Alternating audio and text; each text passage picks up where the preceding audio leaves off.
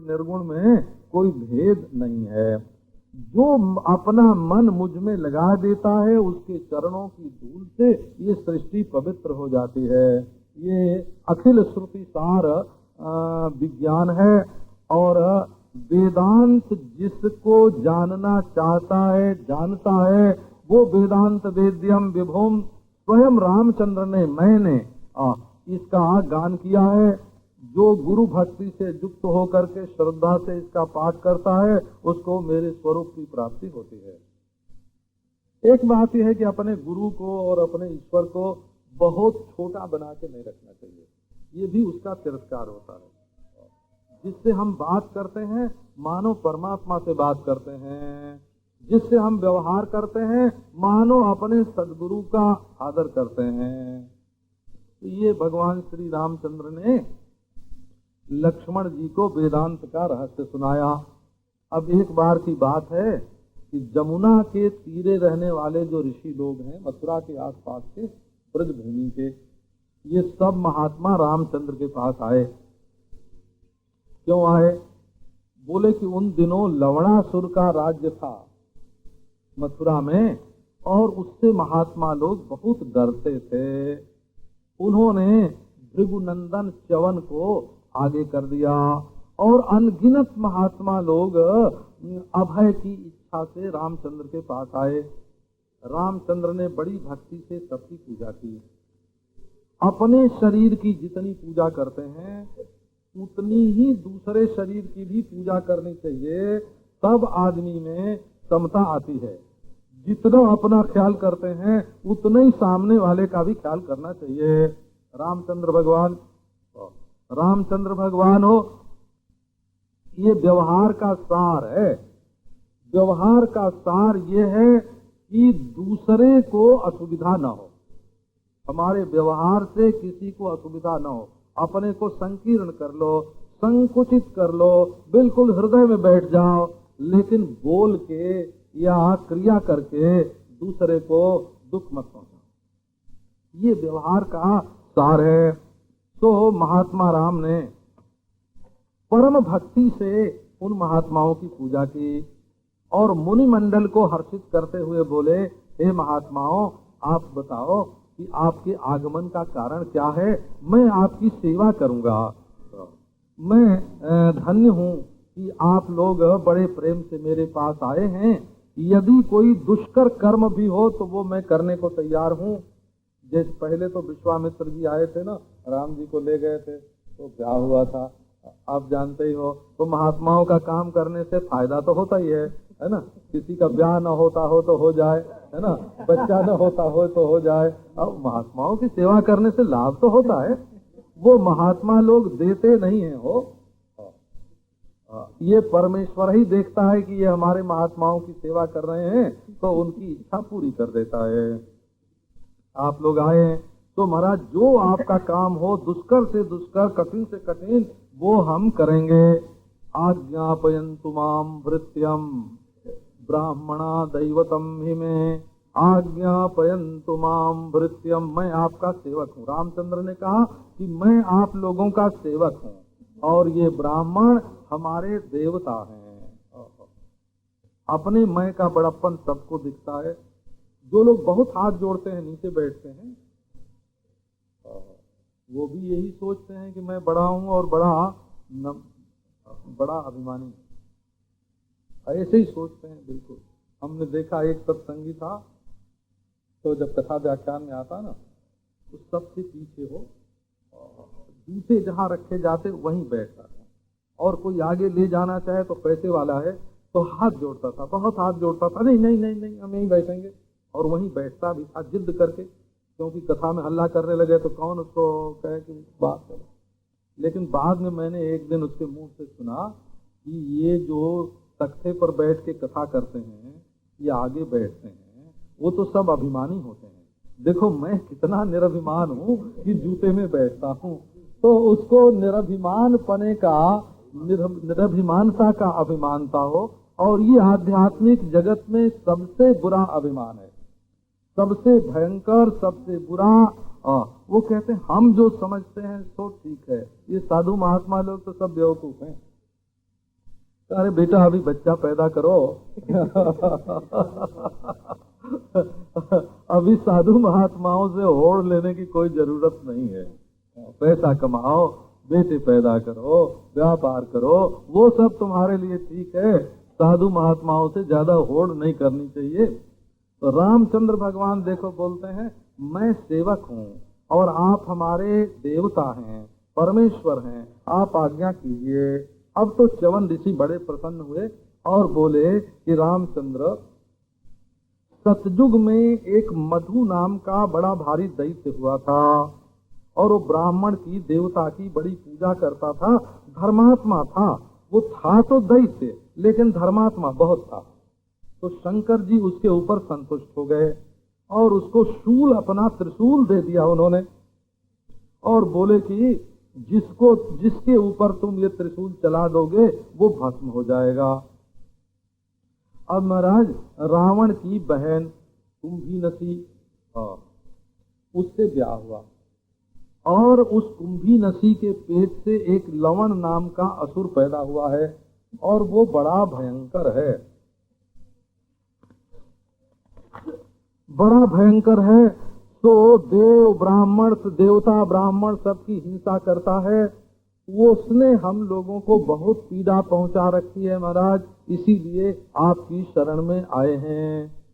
रामचंद्र भगवान ने कहा कि महात्माओं, आप लोग उससे डरो नहीं, मैं उस लवणासुर का विनाश करूंगा, आप लोग निर्भय होकर चले जाइए। अब महात्मा लोग तो गए और रामचंद्र ने अपने सब भाइयों को बुला करके पूछा कि आप लोगों में से कौन हमारा भाई लवणासुर को मारना चाहता है और ब्राह्मणों को, महात्माओं को निर्भय करना चाहता है। ये ब्राह्मणता भी तीन तरह की होती है, मूर्ख लोग नहीं समझते हैं इसको। वो तो पैसा किसी को न देना पड़े, मुख्य दृष्टि ये रहती है। ये नहीं रहता है कि ये ब्राह्मण है कि नहीं, तुम कोई ठेकेदार थोड़े हो उसके। दृष्टि ये रहती है कहीं हमारे घर में से पैसा निकल के न चला जाए, तो बचाने की जितनी अक्कल मिलती है उतनी आदमी ढूंढ लेता है। ये ब्राह्मण एक औरस ब्राह्मण होता है, हो ब्राह्मण से ब्राह्मण, ब्राह्मण से ब्राह्मण, ब्राह्मण से ब्राह्मण, ये इसको बोलते हैं परंपरा से ब्राह्मण, माने भौतिक दृष्टि से वो ब्राह्मण है। और एक होता है गायत्री की उपासना करके ब्राह्मण, दैविक दृष्टि से, आधिदैविक दृष्टि से ब्राह्मण होता है, उपासना करे तो। और सम दमादि सद्गुण से संपन्न होए तब आध्यात्मिक ब्राह्मण होता है। और तीनों ब्राह्मणता जिसमें संपूर्ण होए वो पूर्ण ब्राह्मण होता है। तो बोले भाई ब्राह्मणों को अभय देना है। अब तो भरत जी हाथ जोड़ के खड़े हो गए, महाराज आपकी आज्ञा हो, मैं ही जाके लवणासुर को मार दूंगा। इसी बीच में शत्रुघ्न जी बोल पड़े। सुग्रीव जी, शत्रुघ्न जी ने भगवान राम के सामने कभी बात ही नहीं की थी। वो तो दासानुदास, रामचंद्र के दास भरत और भरत के दास शत्रुघ्न, भरत के भजन में कोई बाधा न पड़े इसकी इस सेवा में शत्रुघ्न हमेशा लगे रहते थे।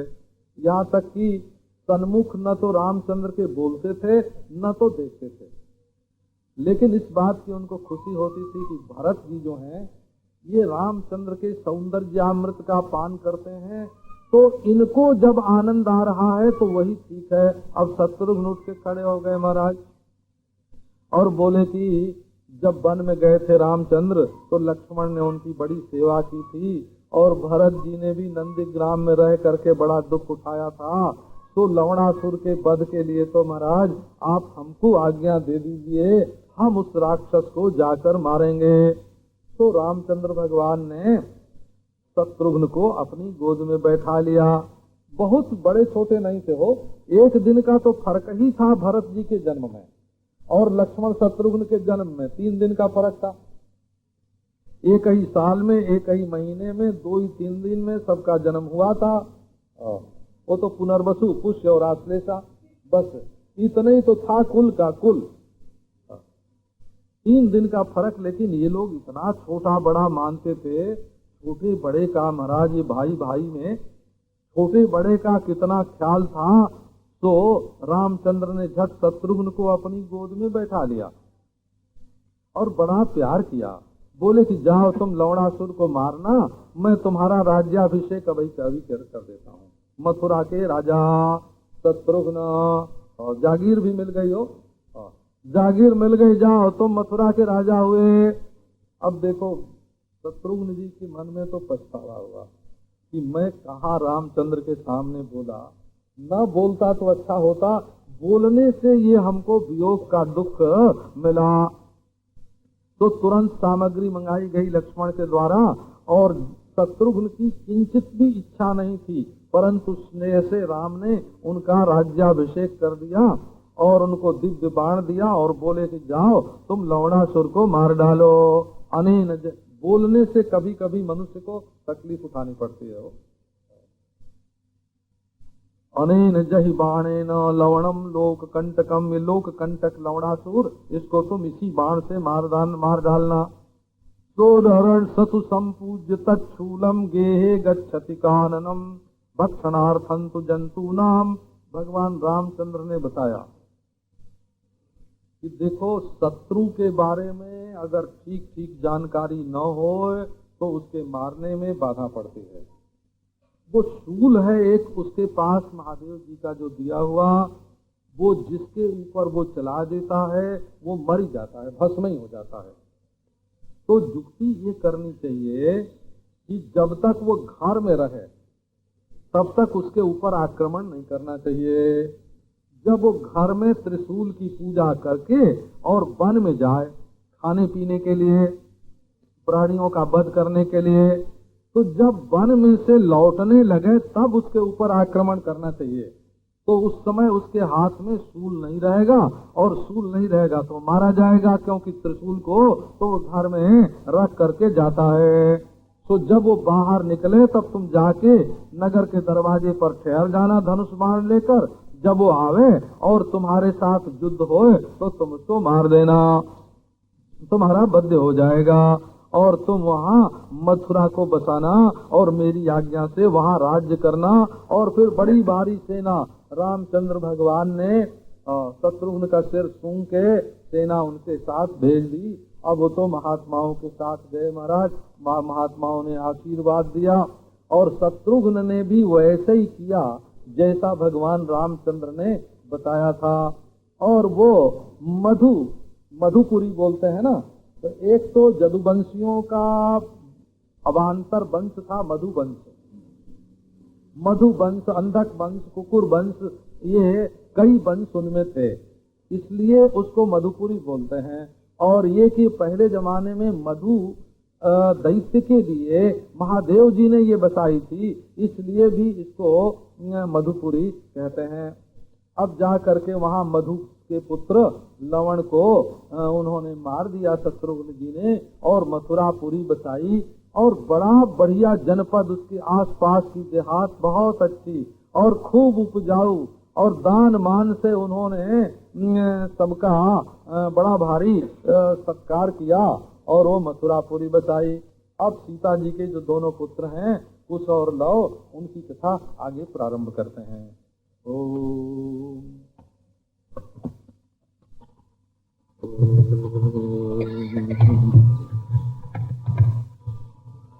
विश्वं दर्पण दृश्यमान नगरी तुल्यं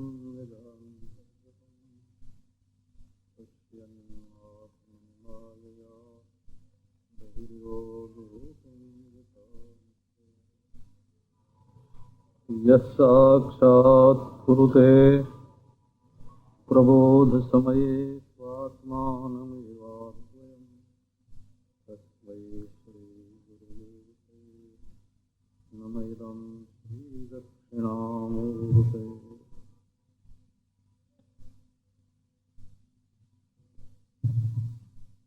ब्रह्मानंदाब्धि लीला ललित लहरिका व्यंजिता संख्य बिंदु ब्रह्मांड पुरातरोमा विभुत विभु विचित्र विस्तार संविद भूमांशु मालोज्वल विमल रुचिध्वस्त माया विलास श्री पूर्णानंद मूलतीर्थो मम मनसि मनागात्मभावं विभक्तो दूर्वादलद्युतितनुं तरुणाब्जनेत्रं हेमाम्बरं वरविभूषणाङ्गम् कन्दर्पकोटिकमनीय किशोरमूर्तिं मनोरथभवां भज जानकीं।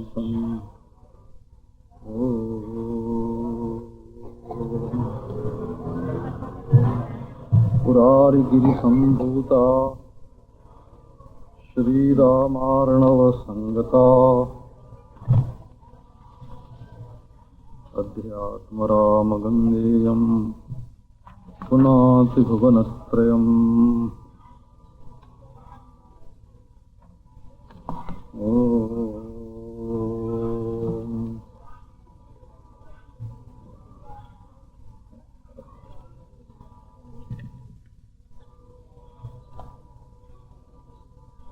पुरारिगिरिसम्भूता श्रीरामार्णवसङ्गता अध्यात्मरामगङ्गेयं पुनाति भुवनत्रयम्।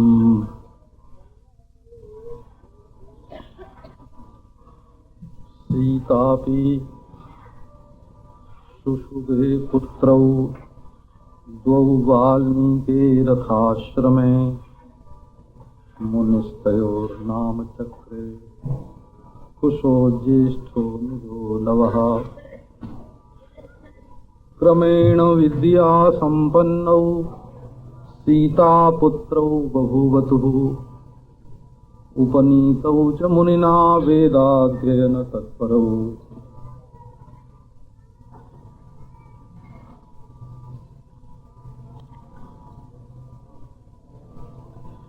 वाल्मीकि जी के आश्रम में सीता जी के दो पुत्र हुए।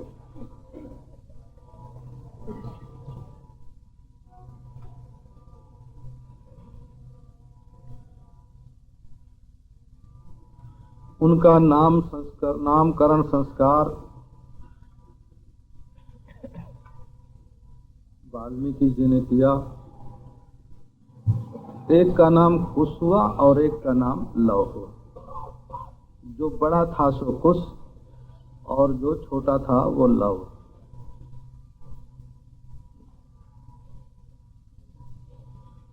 क्रम से दोनों विद्या संपन्न हुए।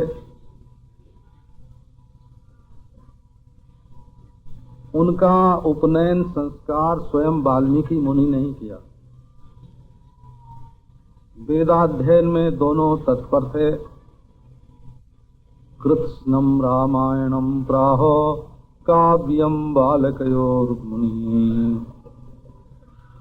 वाल्मीकि मुनि ने इन दोनों बालकों को संपूर्ण रामायण काव्य का अध्ययन कराया।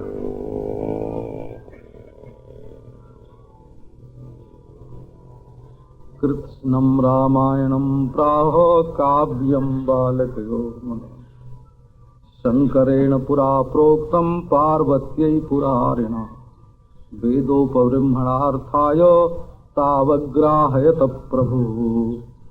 ये रामायण सबसे पहले शंकर जी ने पार्वती जी से कहा था और वेद की व्याख्या करने के लिए कहा था। वेद का उपब्रह्मण करना, जिससे वेद में जो बात बड़े संक्षेप से आई हुई है वो विस्तार से हो जाए और सबकी समझ में आने लगे। इसी से वाल्मीकि रामायण के बारे में ऐसा कहते हैं कि वेद वेद्ये परे पुंसी जाते दशरथात्मजे वेदः प्राचेत सादासीत साक्षात रामायणात्मना। जब वेद वेद्य परब्रह्म परमात्मा राम के रूप में प्रकट हुए तब वेद ने भी अवतार लिया। जब ब्रह्म ने राम का अवतार लिया तब वेद ने भी अवतार लिया। और ब्रह्म हुआ दशरथ से राम, और वेद हुआ वाल्मीकि मुनि से रामायण। और जब प्रतिपाद्य वस्तु ही जब अवतार लेती है, तब प्रतिपादक शास्त्र का भी अवतार होता है। वेदो परम ब्रह्मणार्थाय तावग्राहयत प्रभु। ये सामान्य लोग जो मशीन से ज्ञान लेते हैं, जब ज्ञान का संग्रह करते हैं ना यंत्र से या इंद्रियों से, तो उन लोगों की समझ में वेद का ज्ञान कैसा है ये बात नहीं आती है।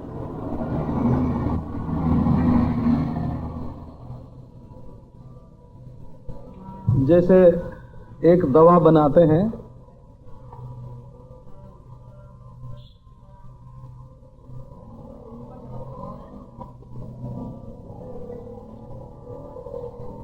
तो साइंस से जांच कर लेते हैं कि इसमें क्या क्या चीज है, और जिस रोगी को ये देने से वो स्वस्थ होता हो उसको देना चाहिए, और फिर रोगी को खिलाते हैं, देते हैं। यदि उसमें 70-80% रोगी अच्छे होने लगें और 20-25% रोगी मरने लगें, तो उस दवा को ठीक मान लिया जाता है। यही दवा का रूप यही होता है। हमको बड़े बड़े डॉक्टरों ने बताया है कि यदि 70-80% औषध लाभ करने लगे तो हम लोग उसको औषध मान लेते हैं। तो अब वो रजिस्टर में लिखा जाता है कि इस रोगी का ये इतिहास था, ये दवा खिलाई गई, खिलाने पर इस तरह से अच्छा हो गया। तो ये जो ज्ञान के संग्रह की पद्धति है ये वैदिक नहीं है। वेद में कहते हैं ज्ञानाजन्य ज्ञानत्व। जो ज्ञान किसी इंद्रिय से नहीं होता, किसी मशीन से नहीं होता, अति यंत्र और अतीन्द्रिय और अति विषय, जिसमें संसार का विषय भी नहीं है, कोई मशीन भी नहीं है, कोई इंद्रिय नहीं है, जो शुद्ध ज्ञान है, ज्ञानाजन्य ज्ञान, उसका आविर्भाव होता है। क्योंकि सृष्टि के मूल में केवल जड़ तत्व नहीं है जो मशीन से पकड़ के बताया जाए। सृष्टि के मूल में चेतन तत्व है, सर्वज्ञ तत्व है। तो अपौरुषेय ज्ञान का क्या अर्थ होता है, इसको हम जानते हैं। सनातन धर्मी कहलाने वाले लोगों में से भी 2-4% ही जानते हैं कि वेद को अपौरुषेय ज्ञान क्यों कहा जाता है। ये ऐन्द्रियक ज्ञानों का संग्रह नहीं है, ये बौद्ध ज्ञानों का संग्रह नहीं है, ये लेबोरेटरी से प्राप्त ज्ञान नहीं है, ये स्वतः ज्ञान स्वरूप आत्मा का उल्लास है। तो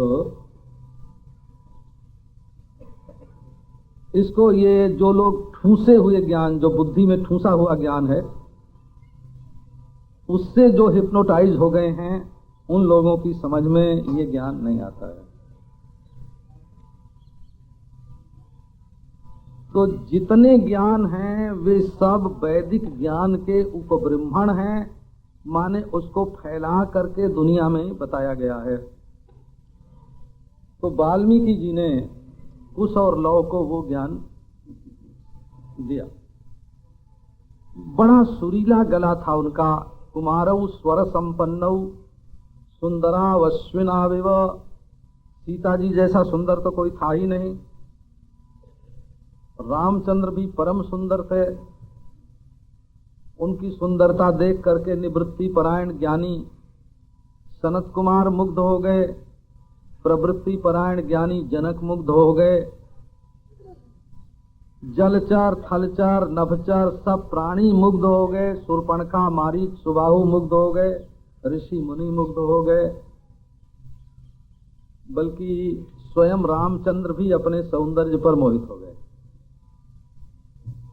गोस्वामी तुलसीदास जी ने कहा कि अपनी परछाई देख के भगवान नाचते हैं। रूप राशि, सौंदर्य का ही वर्णन है। रूप राशि नृप अजिर बिहारी, नाचे ही निज प्रतिबिंब निहारी। मणिमय आंगन में अपनी परछाई देख के भगवान श्री रामचंद्र नाचते हैं। दुनिया मोहित हो जाए तो हो जाए, स्वयं राम भी अपने सौंदर्य पर, अपने माधुर्य पर मोहित हो जाते हैं। तो उन निरुत्तर सौंदर्य संपन्न, निरतिशय सौंदर्य संपन्न श्री राम और श्री सीता जी सुंदरता का सुंदर करई, छवि गृह दीप शिखा जनु बरई, जिनकी सुंदरता से सुंदरता भी सुंदर होती है, उन दोनों के वे पुत्र तो वो अश्विनी कुमार के समान सुंदर थे।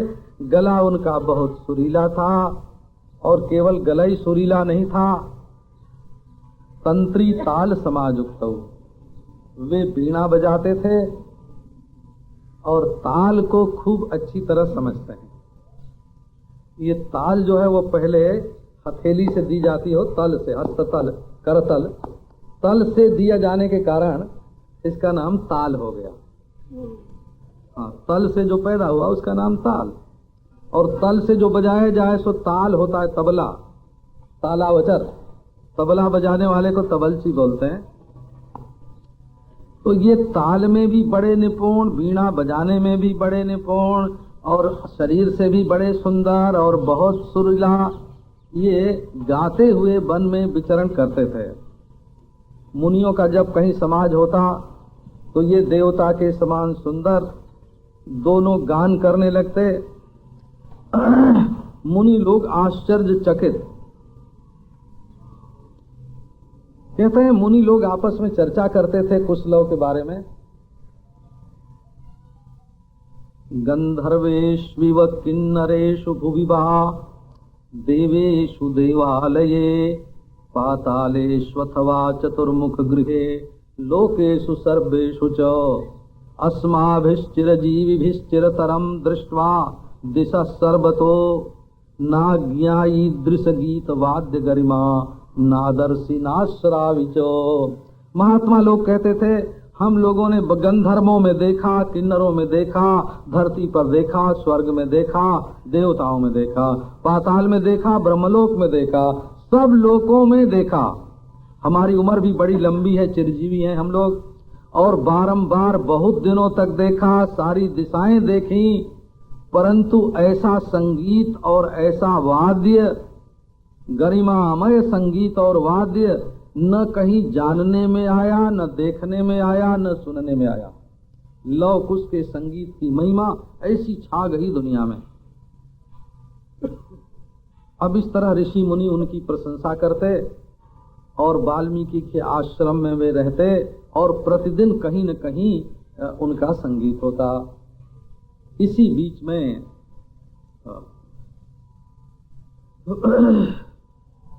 बीच में राम ने अश्वमेध आदि यज्ञ किए और दक्षिणा खूब दी। अथ रामो श्वमेधादि शकार बहुदक्षिणान,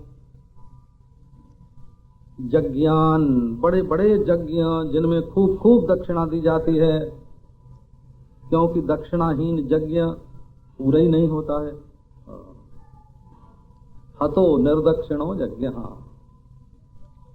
खूब दक्षिणा, वो भी श्रद्धा के अनुसार ही नहीं, शक्ति के अनुसार भी होना चाहिए।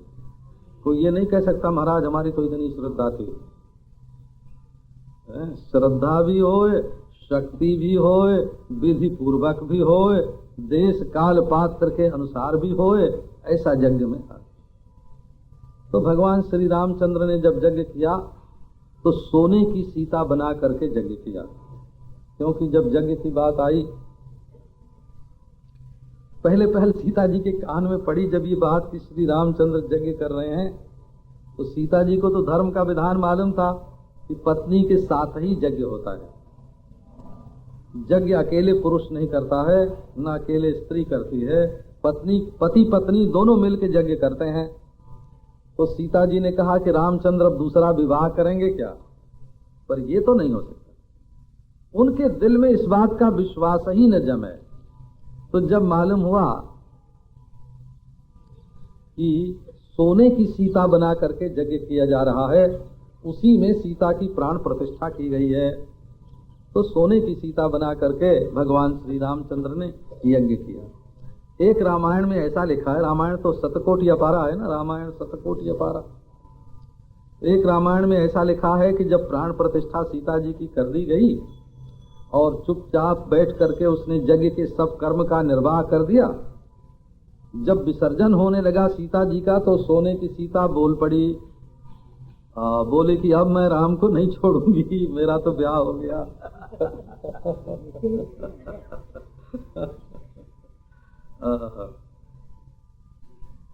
तो श्री राम जी ने कहा कि अच्छा, इस जन्म में तो मैं एक पत्नी व्रत हूं, दूसरी स्त्री के साथ कोई संबंध नहीं रख सकता, तो श्री कृष्ण अवतार में तुम राधा होके आना। तो वो जो स्वर्णमयी सीता थी वही राधा हुई।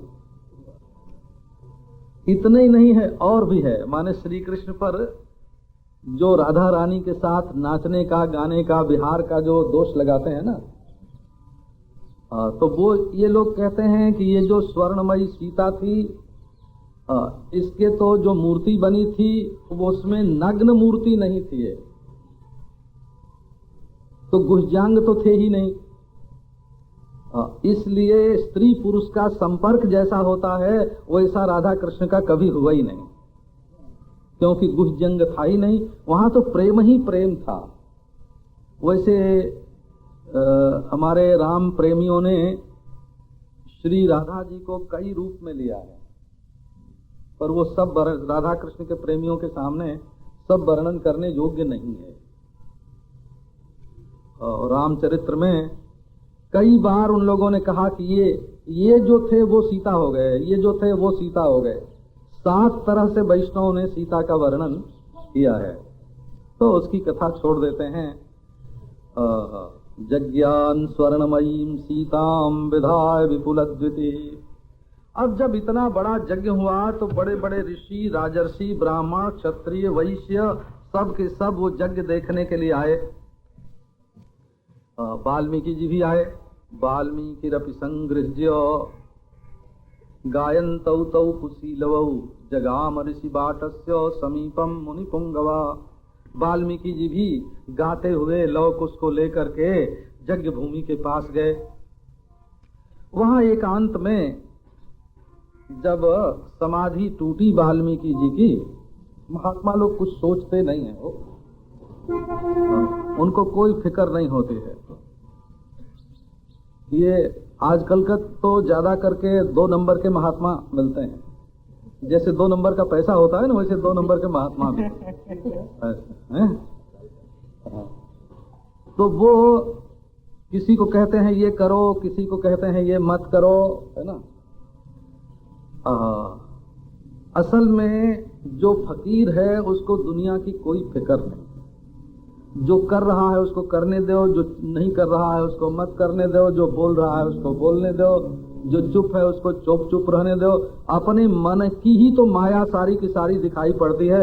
अपना ही मन है, फिकर फांक फंकनी करी ताको नाम फकीर। हम लोगों का जो पंथ है वो सुधारकों का, प्रचारकों का, महंतों का नहीं है, है ना। ये तो जिसको दुनिया की कोई फिक्र नहीं, अपने स्वरूप में बैठा है। माया चाहे जैसा खेल खेल रही है, जो होगा सो देखते रहेंगे, नहीं होगा तो नहीं होना भी देखेंगे। फकीरों की दुनिया दूसरी होती है। तो असल में कुछ न देखना जो है, चुपचाप बैठना।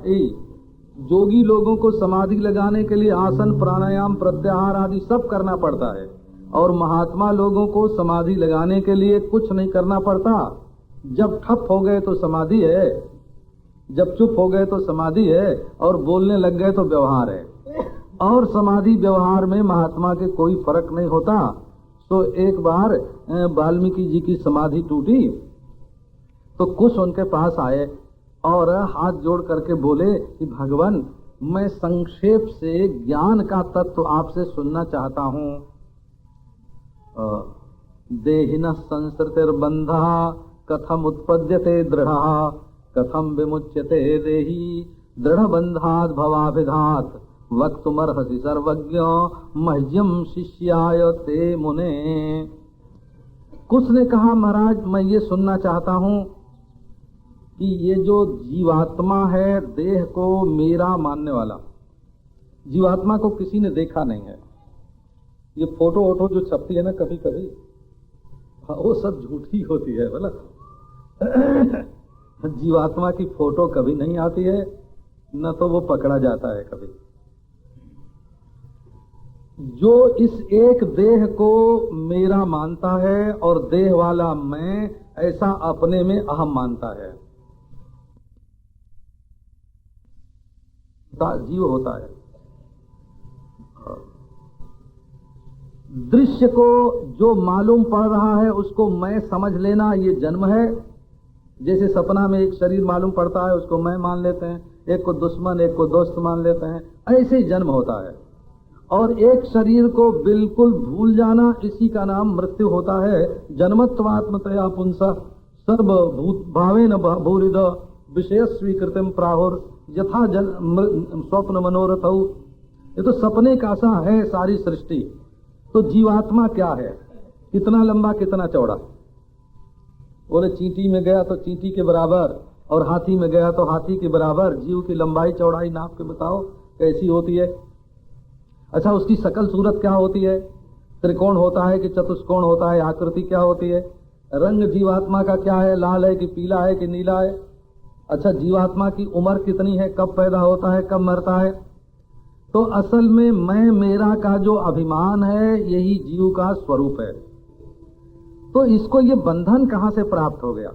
इतना दृढ़ बंधन कि वो दुनिया को बिल्कुल छोड़ना ही नहीं चाहता है।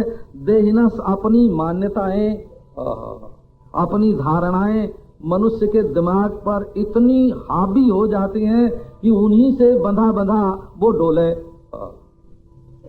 जिसके मन में जैसी वासना पैदा करा दी जाए, जैसी मान्यता बैठाई जाए, बस उसी को पकड़ के वो डोलता रहता है। तो ये दृढ़ बंध कहाँ से पैदा होता है? और कथम विमुच्यते देही दृढ़ बंधात् भवाविधात्, ये जो संसार नाम का बंधन देही को प्राप्त हुआ है, ये कैसे इससे छूटता है? तो हे सर्वज्ञ वक्तुमर्हसि सर्वज्ञ मह्यम शिष्याय ते मुने। हे मुनि, मैं आपका शिष्य हूँ और आप सर्वज्ञ हैं, इसलिए आप मुझे बताइए। वाल्मीकि जी कुश को तत्व ज्ञान का उपदेश करते हैं। शृणु वक्ष्यामि ते सर्वं संक्षेपाद् बंध मोक्षयोः स्वरूपं साधनं चापि मत्तः श्रुत्वा यथोदितं तथैवाचर भद्रं ते जीवन मुक्तो भविष्यसि। बोले कि प्यारे कुश, मैं तुम्हें संक्षेप में बंध और मोक्ष का सार बताता हूँ, स्वरूप बताता हूँ, साधन भी मोक्ष का बताता हूँ। तुम मुझसे प्रेम पूर्वक सुन लो और फिर वैसे ही आचरण करो तो तुम जीवन मुक्त हो जाओगे। तथैवाचर भद्रम ते जीवन मुक्तो भविष्यसि। अब उपदेश प्रारंभ करते हैं। देह एव महाज्ञेह मदेहस्य चिदात्मनः तस्याहंकार एवास्मिन् मंत्री तेनैव कल्पितः। देह गेहाभिमानं स्वं समारोप्य चिदात्मनि तेन तादात्म्यमापन्नः स्वचेष्टितमशेषतः विदधाति चिदानंदे तद्वासित बपो स्वयं तेन संकल्पितो देही संकल्प निगडावृतः पुत्रदार गृहादीनि संकल्पयति चानिसम। तो देखो, ये देह जो है, देह माने होता है संस्कृत भाषा में ढेर, कई चीजों की, भानुमति का कुनबा, कई चीजों की राशि को देह बोलते हैं। देह उपचय, उपचय माने जैसे कूड़ा, घर का सारा कूड़ा इकट्ठा करके एक पर फेंक दिया, वैसे ये पंचभूतों का जो कूड़ा है, गंदा अंश, उससे ये बनता है शरीर, और यही घर है। तो यद्यपि जो चिदात्मा है, ज्ञान स्वरूप चेतन आत्मा है, वो अदेह है, उसका कोई देह नहीं है। एक का अनेक से कोई संबंध हो ही नहीं सकता। एक का एक से तो संबंध होगा कहां से? संबंध तो दो में ही होता है, परंतु एक का अनेक के साथ संबंध नहीं हो सकता। वो अनेक का मालिक हो सकता है, वो अनेक को चला सकता है, वो अनेक को काम में ले सकता है। मोटर मालिक की नहीं हो सकती। चाहे उसके लिए लड़ लो, चाहे मर लो, वो जहां उसको टूटना होगा टूटेगी। जब उसकी समाप्ति होनी होगी। मालिक चाहे कि हम इसको बनाए रखें तो बनाए नहीं रख सकता। वो तो मालिक उस पर चढ़ता है, उस पर चलता है, उसके उपयोग के लिए है। तो ऐसे ही ये जो चिदात्मा है, ये देह रहित है, इस कूड़े के साथ इसका कोई संबंध नहीं है, फिर भी इसी घर में ये रहता है। और इसमें जो अहंकार है, ये बात जल्दी ध्यान में नहीं आती है कि जो नोट आपके हाथ में है वो आपका है। अरे अभी 5 मिनट में किसी दुकान पर दे दोगे तो वो दुकानदार कहेगा कि मेरा है। वो नोट न तुम्हारा रहा न दुकानदार का रहा, वो तो एक सामान्य गणिका के समान, एक वेश्या के समान चीज है, जिसके हाथ में गया उसी ने उसको कह दिया मेरा। तो असल में अहंकार ही संसार की वस्तुओं को के साथ बांधता है। तो इसमें जो अहंकार है देह में कि ये मैं हूँ, ये मेरा है, ये मंत्री है। इसी को चिदात्मा राजा है इस शरीर में, और अहंकार उसका मंत्री है। और देह गेहाभिमानम स्वम समारोप्य चिदात्मनि तेन तादात्म्यमापन्नः स्वचेष्टितमशेषतः विदधाति। अब देह का घर का अभिमान बना लेता है। देखो घर अपना है, हमने देखा बड़े बड़े लोगों का घर अपना, जो बड़े धनी धनी लोग हैं। एक के घर में गया था मैं, अब से 40 वर्ष पहले। तो उस समय लोग बताते थे कि 50 लाख रुपए का वो मकान है, बड़ा बढ़िया मकान था, क्या पूछना। फिर 15-20 वर्ष पहले जब वो ले गए अपने घर में तो वो मकान बिल्कुल नहीं था। मैंने कहा वो मकान क्या हुआ, इतना बढ़िया मकान, कैसी बढ़िया जगह उसके सामने पड़ी थी हैं? और क्या बढ़िया बना हुआ था, क्या सुंदर सजावट थी। वो क्या हुआ? बोले महाराज बच्चों को उसकी डिजाइन पसंद नहीं आई, तो है ना उसको तोड़ दिया और नई डिजाइन का बना लिया। अब बच्चों के बच्चे हो गए, उनको वो पसंद नहीं है, वो कहते हैं हम नया बनाएंगे। लो मकान मेरा, मकान मेरा, मकान मेरा है। कंकड़ चुन चुन महल बनाया, लोग कहें घर मेरा, ना घर मेरा ना घर तेरा, चिड़िया रैन बसेरा। तो ये दुनिया की जो चीज है वो अपने मन से ही मेरी समझी जाती है। ये जैसे घर है वैसे ही देह है, और इसका अभिमान होता है कि ये मैं हूँ। उसको अपने चिदात्मा में ज्ञान स्वरूप जो चेतति स्वयं प्रकाशते, ये आत्मा को प्रकाश कहीं से उधार नहीं लेना पड़ता, ये स्वयं प्रकाश स्वरूप है। इसमें इसका आरोप कर दिया जाता है और फिर अभिमान के साथ तादात्म्य हो जाता है। तेन तादात्म्यमापन्नः स्वचेष्टितमशेषतः। इसी देहाभिमान के साथ तादात्म्य प्राप्त करके, माने एक हो करके, जो मैं नहीं है उसको मैं मान करके,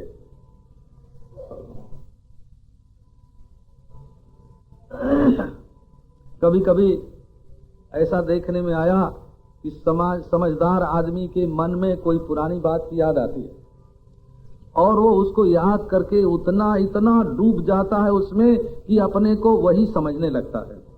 ये तो है नहीं कुछ, सारा का सारा मन का खेल है। तो उससे तादात्म्य माने एकता, उसी में डूब जाना, उसी में मशगूल हो जाना, उसी में गर्क हो जाना। ऐसे महाराज उसमें डूब गए कि जितने खेल जितने काम करते हैं वो सबका कर्ता अपने आप को मान लेते हैं और हैं तो साक्षात सच्चिदानंद घन, लेकिन वासनाएं ऐसा बना देती हैं, ये कर्तव्य ये भोक्तव्य। विदधाति चिदानंदे तद्वासित वपु स्वयं तेन संकल्पितो देही संकल्प निगडावृतः। फिर तो अपने देही होने का संकल्प होता है और संकल्प की हथकड़ी बेड़ी में ये देहाभिमानी अपने को बांध लेता है। और फिर हमारे ऐसे बेटा हो, हमारे ऐसी स्त्री हो, हमारा ऐसा मकान बने, बस रात दिन इसी संकल्प में लगा रहता है। अपने को भूल गया, अपने परमात्मा स्वरूप को भूल गया और बस संकल्प में लगा रहा कि ये होगा, ये होगा, ये होगा। ईश्वरो हम भोगी जक्षे दास्यामि मोदिष्ये इत्यज्ञान विमोहिताः। मनुष्य और कहीं बंधा हुआ नहीं है, अपने संकल्प की हथकड़ी बेड़ी में ही बंधा हुआ है। ब्राह्मण के धर्म में और क्षत्रिय के धर्म में फर्क होता है। ब्राह्मण क्षत्रिय धर्म को धर्म नहीं मानता अपने लिए और क्षत्रिय ब्राह्मण धर्म को